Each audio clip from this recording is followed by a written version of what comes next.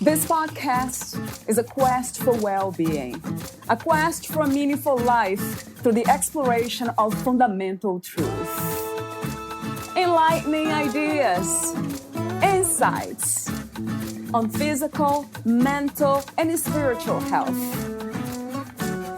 The inspiration is love. The aspiration is to awaken new ways of thinking that can lead us to a new way of being well. Welcome to Body, Mind, and Soul Healing Conversations.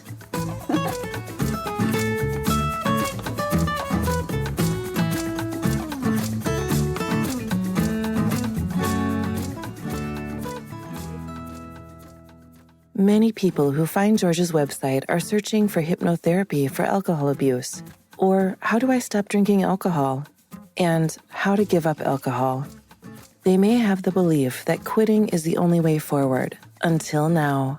You may feel you need to stop because you don't trust yourself because of your history of drinking.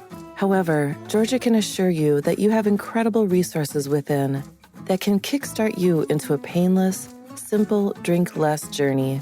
This is why her Ahead of the Game program sells all over the world. It's the middle ground of drinking, where you discover how to drink less alcohol without the long-winded, expensive, and old-fashioned methods that just don't work.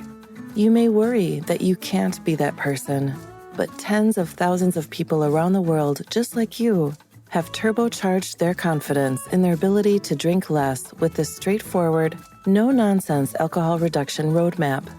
Georgia knows you can experience these spectacular results even if you don't believe it right now. And remember, this method is scientifically proven to work. Valeria interviews Georgia Foster. She is a clinical hypnotherapist and voice dialogue trainer. Georgia qualified with distinction at the London College of Clinical Hypnosis in 1996. She also is trained in voice dialogue with the founders Hal and Sidra Stone, California, 1994. She then went on to become one of the college's senior lecturers before venturing out on her own to build her online products while running her busy London clinic. Georgia specializes in alcohol reduction, emotional overeating, self-esteem, anxiety, and fertility issues. Her unique and highly successful approach has helped tens of thousands of people learn how to feel better emotionally and physically. Georgia has published several books, including The Weight Less Mind, The Drink Less Mind, Drink Less in 7 Days, The 4 Secrets of Amazing Sex, The Stress Less Mind, The Fertile Mind. Her online programs are 7 Days to Drink Less, Believing in You, Emotional Resilience Training, The Weight Less Mind, and more. Georgia now resides in Melbourne, Australia with her partner Ian and triplet boys Ollie, Finn, and Hugh. Georgia has been featured regularly in the media in Britain and Australia, including Sky News, GMTV, The Morning Show, 3AW, 2GB, Psychologies Magazine, Good Housekeeping, just to name a few.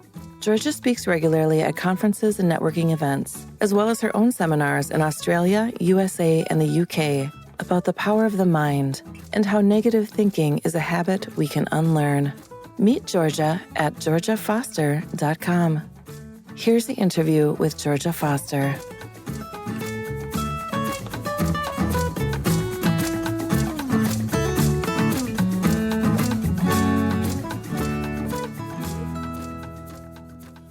In your own words, who is Georgia Foster? I'm an Australian who specializes in helping people change their relationship with food and alcohol. I specialize in people who emotionally overeat, overdrink, and really get themselves into a bit of a bad rut. And having had a history of emotional overeating and drinking, I felt in my 20s I had to go on a journey, I guess, to find out who I was and why I wanted to hurt myself so much. And then I discovered this amazing psychology, which blew my mind away, a Jungian psychology in California. And I studied there for some time. And then I went to London and became a hypnotherapist. And it was the first time I kind of thought, oh my God, it was just like falling in love. I just realized that this was a really good way of getting myself into a really good space about myself, and also with, I guess, what I wanted to do was to help people improve their self-esteem, because I believe that self-esteem is the core to what really is going on for people, whether it's food or booze or exercising too much or negative relationships. And so I really was on a journey to find out who I was, so I could help other people go on their journey as well.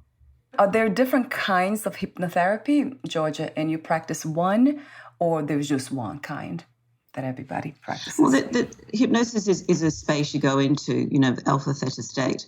It's what you do there that makes the difference. So I'm very much more a progressive therapist rather than regressive. I'm not dissing people who want to do regression work. It works for a lot of people. But I find I go more on the neuroplasticity side of things, that the brain is adaptable to change. So I'm really much about that your mind can move on. It just needs the right tools and to break that historical moment where it's causing you the grief and really start a new platform in your mind. I mean, we're all born with the same neural pathways. But the thing is that some of them are just too overworn, and they go to that, the amygdala, the scary part of the brain where we feel scared and anxious. And what I'm saying is that, who you are as a person is not your habits. Your habits are just something that you created at the time. Feeling vulnerable or feeling lonely or bored or whatever it is. And then you think, I always say when you're bored, you tend to negatively think. And when you negatively think, you tend to think bad things about yourself, obviously. And then you might sabotage yourself by food or booze. But the interesting thing about alcohol is that it shuts down the critical part of the brain. So a lot of people, when they're drinking, are trying to run away from negative thoughts or feelings.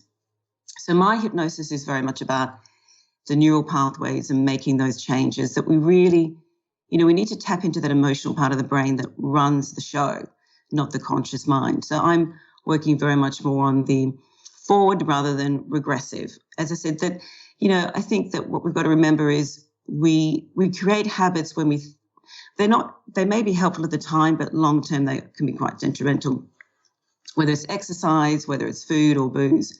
And so hypnosis is a beautiful tool to cut to the chase. So, for example, if you do, talking therapy, that's brilliant. But sometimes regurgitating can cause a big problem with people. And I'm really about, let's find a way to move on. Let's get your mind to work in that positive neural pathway that supports you to feel good about you. With that in mind, a question that comes to me, I think I have asked before, it's about the difference between habits, belief systems, and values. Do you make a distinction between them?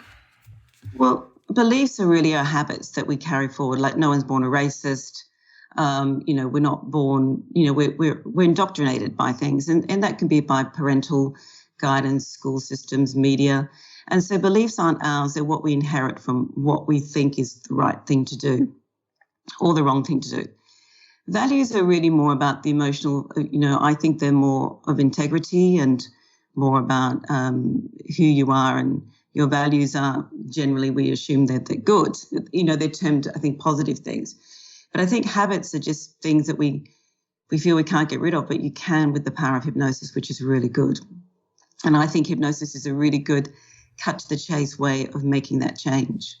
As I said to you off record, I have interviewed lots of hypnotherapists here, and I have never engaged with hypnotherapy myself, but I'm becoming very curious these days, not for myself, because I have different practices for not getting rid of really, but just kind of becoming more aware and almost like befriending any negative thought or habits.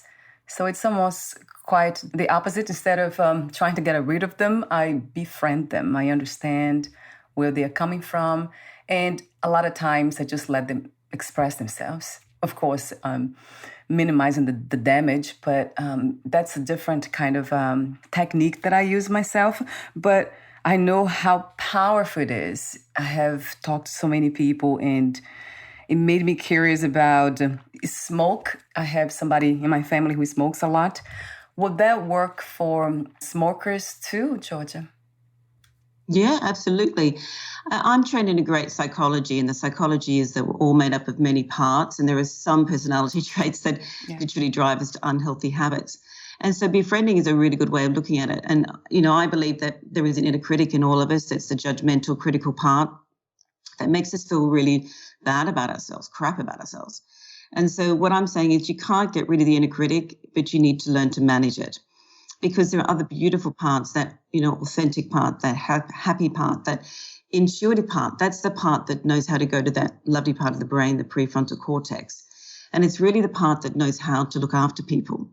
So I'm not saying, I agree with you, we need to be friends with the aspects of us, the dark side, I guess you could call it. But it's really about honoring that we all have those moments, but that we don't want to participate in being there too often, too frequently. We need to be in that good space where we feel good about ourselves. And that's really about, that intuitiveness, that wisdom, that authentic person that knows you don't have to be perfect. You don't have to drink perfectly, you don't have to eat perfectly, you don't have to exercise perfectly. But you just need to be more authentic to yourself, which I think is really important. Yeah, in a way, embracing all the sides, the parts of us. But yeah, as you said, with wisdom, I agree. How do you define success these days, Georgia? Oh, well, I think it's when you wake up and you like what you do and you like who you are. And I think we hold a lot of financial demands on ourselves to be X amount. But, I think that bringing into that conversation is the word charisma. I know it's a very old-fashioned word, but I love that word. And I think that charismatic person knows that they're vulnerable. They know they're not perfect, but they can walk into a room and just really, have that emotional empathy. And I think that lovely balance of that emotional empathy with that, social intelligence and that sense of wanting to belong to the world without having to control it. And I think that that's really about working together and not feeling that you're separate from people.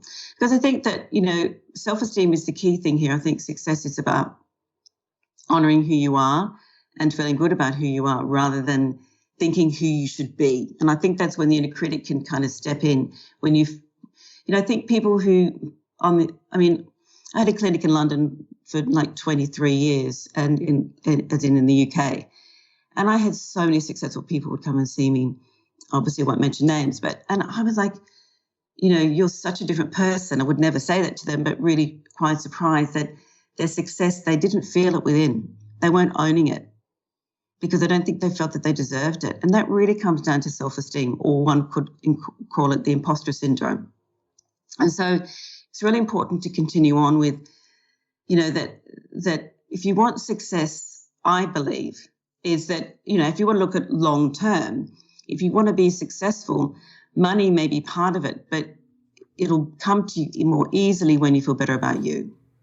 Would you say that it becomes easier with hypnotherapy, Georgia, from your own experience, doing the inner work? Oh, absolutely. I believe that self-esteem is something we need to learn. We're not born with it.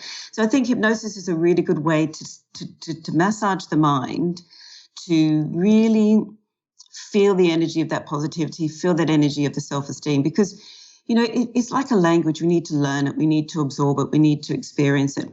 And I think a lot of people feel that, oh my goodness, that person's really confident, but somewhere in their life they learned how to feel those feelings. And I really respect that for some people it could be a challenge, but I want people to know that it's a learned behavior at the end of the day. Why are some people positive, some people are negative? Well, it just, the mind works on not what is right or wrong. It works on what's familiar. And whatever somebody's familiar with, they tend to default to. So hypnosis can really cut to the chase and say, well, that's your old default, but now we're going to create a new default, which is, let's think from that intuitive place, like when you make decisions or you want to do something different in your life and you want to feel really inspired and motivated. It's just, your mind has to have that right. Well, obviously, when you want to make a change, there's a little bit of courage involved. That's one point involved. But you know what? That little bit of courage can go a really long way. And so I'm saying is, if you really want to feel better about yourself and you want to feel, in tune with the world, is you've got to realize that you are an authentic person and who you are is amazing. You don't need the shoes, you don't need the handbags, you don't need of course they're lovely if that's what you like. But, I was just watching about a very well-known footballer in Senegal was saying the other day, I don't want to have 10 houses on the coast. I don't want to have all these houses.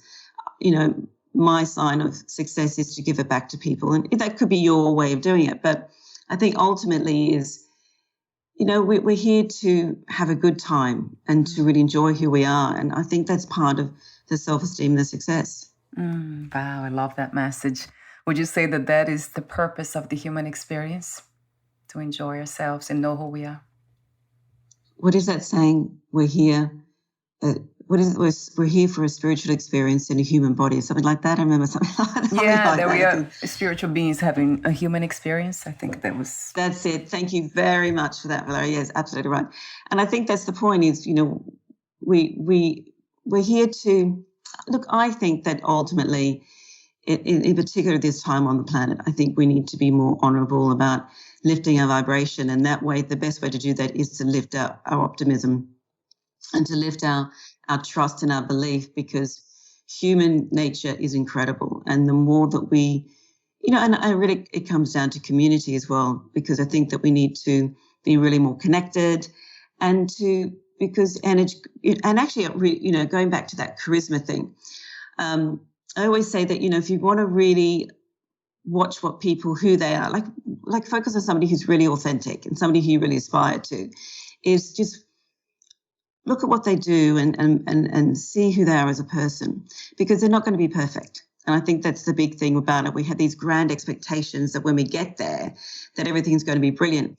And actually going back to my audience, I think a lot of people who drink too much say, oh, when I get to my 30s and I'm married and I've got children, I will deal with it then, because in your 20s it's acceptable to drink too much and it's all funny and whatever. But then people get to their 30s and they think, actually, you know what? I'm married, I've got the kids, it's not changing. And then they get to their 40s and they think, oh, maybe I should do something about this. It could be weight, it could be anything, And I think we get to a stage in life we think, I don't want to carry this anymore. I want to shift from this. I want to be who I really am. And this is not who I am. This is something, as I said, that I've carried forward. And so I think it's just a lovely, when people kind of realize that they don't need all these, these habits that hold them back. And I think also a lot of people use these habits as an excuse not to get on, I can't do it because I haven't lost the weight. I can't do this because I'm not rich enough, or I haven't got enough education, or, all these things that the inner critic will stop people from pursuing success. And I think that that's a big part of it too. We all need to be honourable that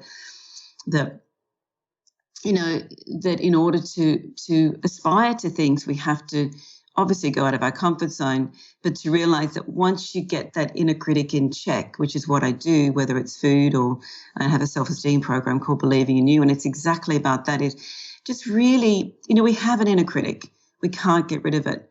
They call it the reptilian part of the brain, but it's starting to learn to manage it rather than it manage you. And that makes a big difference to people's success. I love the way you say that too. Yeah, I'm managing it so it doesn't manage you. Somebody said that recently in one of the interviews I hosted. She said, "What you're not aware of will control you." So that kind of resonates. I mean, I think it's the same message, the one that you just expressed now.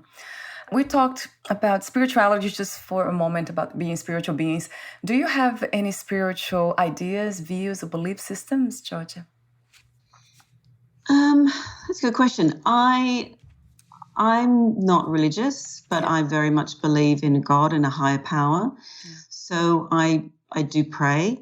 I do a lot of gratitude work.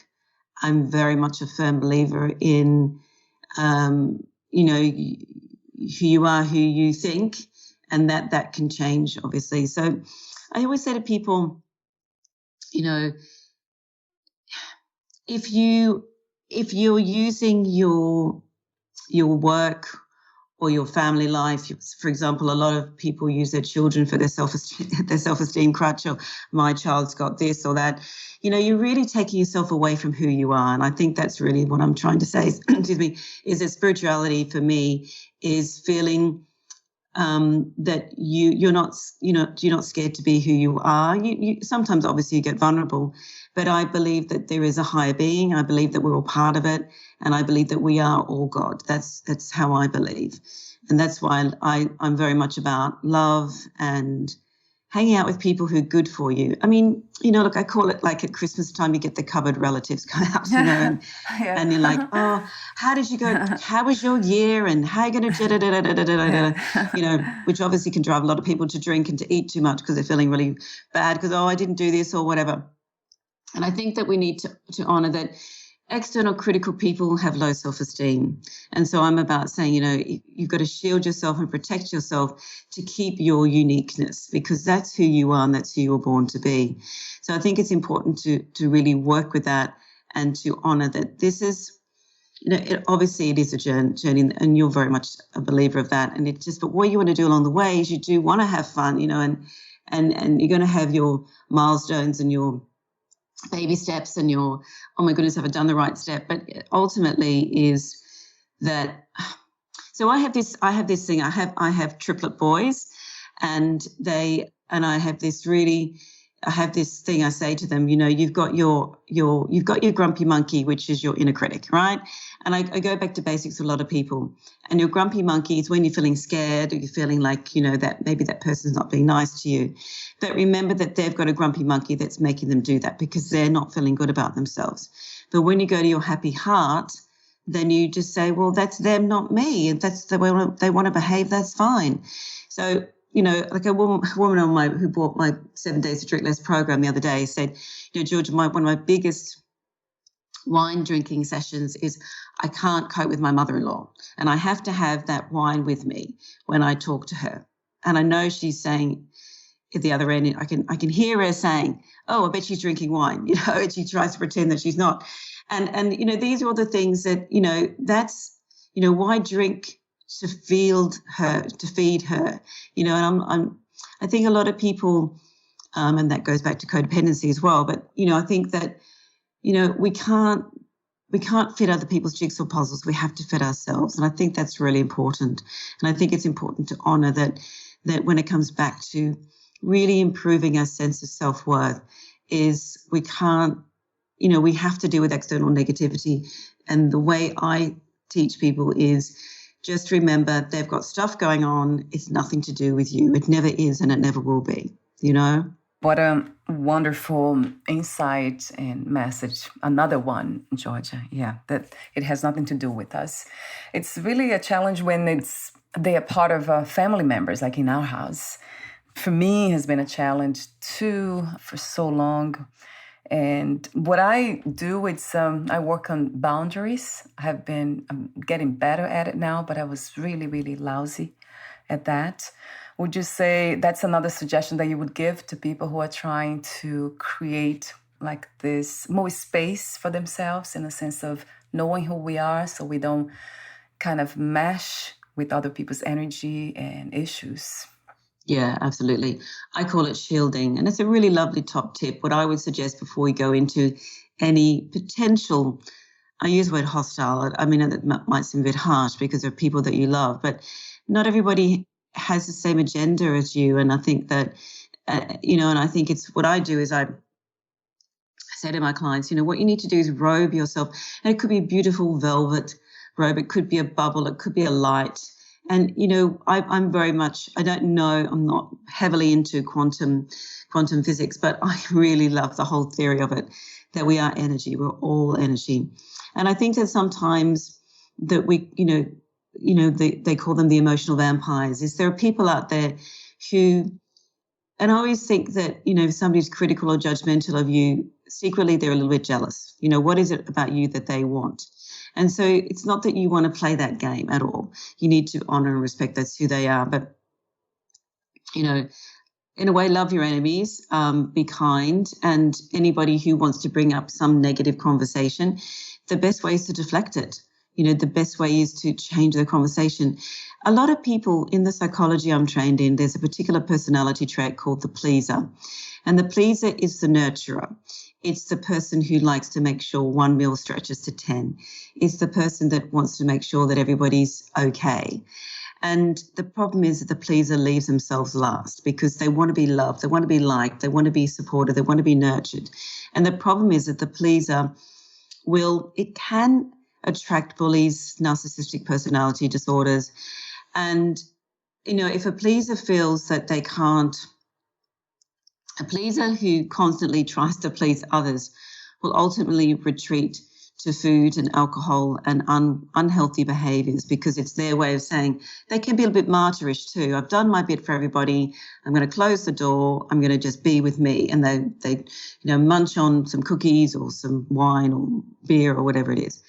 And I think that, we've got to start to please ourselves, start to nurture ourselves and honor that we can't meet the needs of everybody else all of the time. It's just not possible. We need to honor that and respect that. And so I'm very much about, and there's also the perfectionist part, which is unlike the pleaser is driven by, got to get it right. They're either on a diet or they're binge or they're abstaining from alcohol or they're binge drinking, and they're not very good at the middle ground and they're not very good at being present. I mean, you could be a bit of a both. You can be, a pleaser and you can be a perfectionist. You can be both. You'll probably resonate more with one side than the other. But bottom line is that the perfectionist is very much about getting it right. So they're not really good at failure. And so they'll be quite critical of themselves, whereas pleasers other people will be critical of them. So, people just be mindful of that. That, what I say is you've got your inner critic and you've got your pleaser and your perfectionist. But really what you want to do is get your perfectionist to start to perfect that harmony and that balance where they don't have to be perfect. And I think this is going back to that family system. If you've got people who are critical and judgmental, that whatever their beliefs are or whatever their agenda is or whatever their goals are or maybe are not, is that at some stage you have to take responsibility and say, that's them, it's not me. And once you start to take that responsibility and you don't let them infect you, and that's why I call it the robing bit, robing or bubble, just breathe it in and just walk into the room. When they realize, this is what's really interesting energetically, when these people realize that they're not infecting you, they stop because they realize it's not working, so it just takes a bit of courage to change that relationship dynamic. That's beautiful advice. Yeah, that's them, not me. It's creating that distinction, that separation in a way. Although I love to believe that everything is one and everything is connected, that I cannot disconnect myself from life itself and everything is life. As you said earlier, everything is God. But yeah, there is this interesting dance that we can't somehow create that space to observe instead of merging with those all energies around us. I'm learning that, Georgia. It has not been easy. It's work in progress, isn't it? I mean, that's what it's about, and I think that's the thing, we must always honor that it's never about you've got it right, I fixed that problem. It's just really about saying, you know what, I'm going to really look after myself emotionally, and being in this space with other people, I need to make a choice. And I think the thing about it, that as we evolve and as we meet different people and dynamics of relationships, I think the thing about it is if that person doesn't make you feel authentic in yourself, then the relationship dynamic isn't right, You have written lots of books and also a program that we'll be talking about now. It's the 7 Days to Drink Less, which is also the title of one of your books, Drink Less in 7 Days. So it's the same title, right? My 7-day program is an online hypnotherapy program for people who would like to drink less. So I'm very much about, look, I do respect there are people who are alcoholics, but I believe most people are emotional drinkers, and that it is a habit. It's a lot of it's automatic. So, chopping the vegetables, you think, where did that 2 glasses of wine go? Where was I? Or where were those cookies? So, and I have the weightless mind, which is the same principle. But really, the 7-day program, the book is a great program in itself. It's not as extensive as the online version. The online version is, you can get it from my website, which is georgiafoster.com. And the 7-day program is really a journey about, really understanding that self-esteem and anxiety is really tuning out of the anxiety and improving self-esteem and changing those behaviors that trigger the drinking in a nanosecond. I've just launched a bigger program called the Boot Camp. It's a Drinkless Boot Camp, which is a 6-week program as well. And really, the 6-week program is much more extensive and it's much more involved. But the bottom line is that, who you are as a drinker is not who you are. It really is an emotional habit that you can change. And, Valeria, you're talking about exercise. Exercise is the same thing.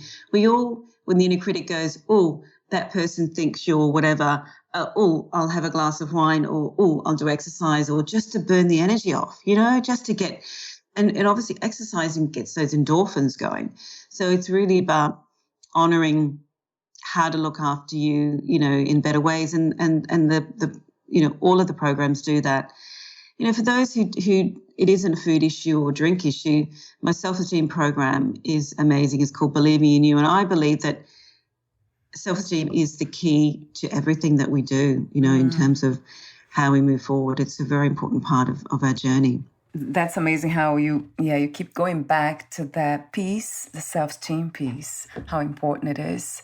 Which goes back to believing ourselves, right, Georgia? It has to do with this inner confidence of knowing who we are and coming from that place, that authentic place, which it's interesting. It is a work in progress because we have learned so much the other way around that now we have to deprogram, almost like unlearn what we have learned. That's right. Absolutely. I think that's the point is, we're all learning. I think a lot of people assume when I get to my 50s, my life will be sorted. And you get to your 50s and think, I'm 56. Think, actually, that's not true. I mean, obviously there are things you would like to feel that perhaps you've achieved, but if not, there's still plenty of time, It's along the way, it's just, I think the most important thing is to hang out with people who are inspiring because it does rub off, definitely. Is hypnotherapy for everyone? Or there are some people who you would advise not to engage with hypnotherapy for some reason? I mean, hypnosis is a natural brainwave experience. You can't go to sleep without it. So, no, everybody is susceptible. I mean, some people, if you actively go and want to do hypnosis, you've already consented to it, But, I had this woman who bought the 7 days to drink less digital program. And she's like, Georgia, I'll have to get a refund. Hypnosis. I went to the best hypnotherapist in the US and she said I couldn't be hypnotized. I was like, whoa, you must be very tired because you can't go to sleep without going through the hypnotic stage. And she's like, oh, really? Oh my God, I'll go back to it because, it's a beautiful brainwave activity and it's that window between being awake and asleep. It's a 20-minute window. For some people it's a bit shorter, some people it's a bit more, but it's a beautiful state that we all need to go in to go to sleep at night and wake in the morning. So it's natural. It's not something that it's unnatural. It is forced. And I remember asking this question to somebody, a hypnotherapist that I interviewed. I think he said the worst that can happen, you would just feel very relaxed. You would just relax. He said that's the worst that could happen if you don't answer for your questions. That made me laugh because I think relaxation, it's funny, but it's not really funny because relaxation also is the foundation for healing, isn't it, Georgia? Yeah, absolutely. I think it's a beautiful thing to do. Look, 25 minutes a day is amazing. Meditation is fantastic as well. And meditation and hypnosis are the same brainwave activity. But unlike with, a lot of meditations where you have to think of a mantra or work with your breath, is the people who have a very critical mind or, don't feel they can relax, is if you get a hypnosis recording and just put it on and just let the words flow into your mind is a really good idea. There's no pressure. You could just go with the flow and you can have a really busy mind. We can have a really relaxed mind or a little bit of both or dip in, dip out, whatever is good. I read about the program that you're offering, the 7 days to drink less. The description has the steps, and then I was reading about self-hypnosis recording, that's one of the components of it. So we listen to it. That made me think about guided meditation. I know you just mentioned meditation, and that's usually what I do. But it's the same thing in a way. It seems to me, I know what you do, it's a lot more focused. There is a purpose here, which is to drink less. And another thing that caught my attention was about not ending the drinking habit, but just decreasing the drinking. Is that correct, Georgia? Yeah, that's right. I believe a lot of drinking is habit as well as emotional. So 5 o'clock, 1 o'clock, 3 o'clock, cocktail clock, whatever it is a habit.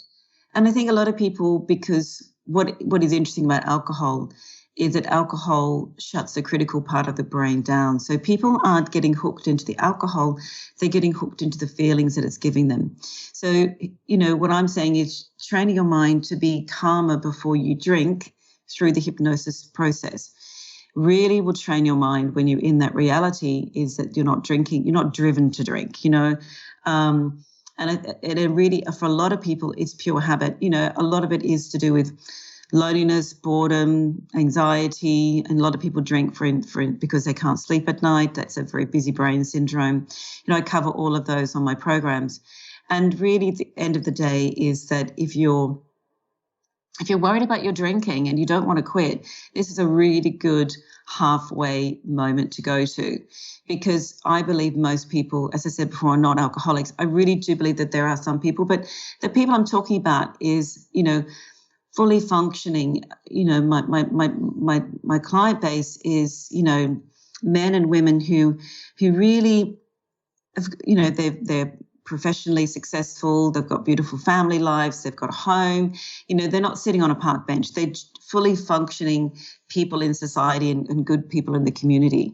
It's just that they know that they drink a little bit too much and they know they want to cut back, but they just don't know how. They've tried, they don't want to go into long-term therapy, which is, I believe, sometimes can be unhelpful because then they start to label themselves. And I don't want people to be labeled. I want people, when they're in that better space within themselves emotionally, that they actually can decide who they are and who they are sober. And when you decide who you are sober and you like yourself sober, then you don't need to drink to run away from yourself as much. I think you said drink to enjoy rather than escape your life. So the difference between alcoholics and emotional stress drinkers is that alcoholics are not functional. Is that what it is? Well, look, it's a very tricky question. I feel that, if alcohol is more important than your family life, if alcohol is more important than your work life or money or, I think a lot of people who are alcoholics have had very traumatic pasts, have got to a stage where,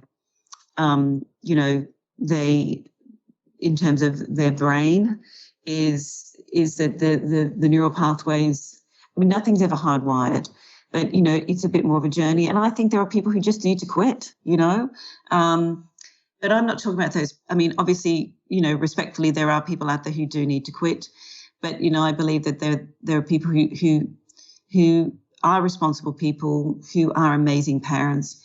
But at the end of the day, they're cracking open that bottle of wine, the kids are gone to bed and drinking too much and using that as their form of entertainment, because it's relaxing and it makes people feel better. That calls for self-awareness, right? We have to kind of know ourselves, observe ourselves, and get to know what we are doing at a deeper level. But it absolutely helps to meet people like yourself to do this work of hypnotherapy or therapy or any kind of support that we can get. I really believe that we all need all the help that we can get when it comes to doing the inner work. It's fundamental from my perspective. So thank you so much, Georgia, for doing what you do, for this work and beautiful intention of healing other lives, healing people, and helping them to recognize that they can be better or do better and be happier. It's such a beautiful work. I have said that offline, and then I say this pretty much to everyone who does what you do, because it's very close to my heart for some reason. Thank you so much again for your presence. Well, thank you so much for having me. Really appreciate it. Any questions, anybody, let me know. Yes. So before we end the conversation today, I do have a few more questions for you, the ending questions. But before that, I want to mention that I'll have the website, your website link on your podcast profile. That leads to the program that you're offering, along with so much more that you offer. And then before I ask you these two questions, ending questions, would you like to add anything else that we haven't discussed or we left unsaid? No, just, just remember that you have an amazing mind and you can make incredible changes. Yeah, that's very encouraging and empowering. And I do believe that too. Thank you. And then the last questions, I'll ask you this one. What is true power to you? What comes to mind? Really liking who you are. Once again, liking who you are and realizing that, you don't have to have a perfect life to feel empowered. I think it's just so important. It's the backbone to who we are, and knowing that, we have to, change is good, and adapting to change will just make your life so much better. It's just that little bit of courage that makes the difference. And the support of others, that really, really helps too. And my last question is, what 3 experiences you wish everyone to have before they lose the body, before they die? To feel real love, to know what it feels like to be loved, and to know that it's safe to be who you are before you drink, before you eat, before you exercise, to really enjoy your own company and who you are authentically. It's fascinating how often I hear that. One of the experiences to have, to love and be loved, to be loved by someone, or sometimes even a pet or something. It really makes me go deeper into this whole experience called life, why we are here. Love, it always comes back as the answer. Thank you for saying that again, Georgia. Before we say goodbye, where can we find more information about you, your work, products, services, and future projects? Sure. If you just go to my main website, which is georgiafoster.com, which is Georgia Foster, as in the beer, Foster, FOSTER.com. And there you will find all of my programs there, the 7 Days to Drink Less, the boot camp, the Weightless Mind, and the self-esteem program. I also have a really good anxiety program called Emotional Resilience. It's a whole, the premise under all of them is really about managing your inner critic and tuning into that authentic you. That's what it's really about. Thank you again, and I'll have the link on your podcast profile, and we'll talk soon. Bye for now, Georgia. Thank you so much. Bye-bye, everybody. Bye.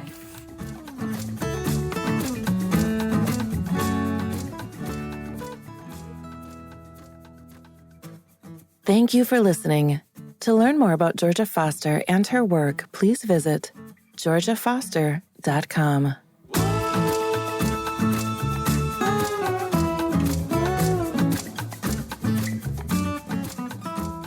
To learn more about this podcast, please visit fitforjoy.org/podcast.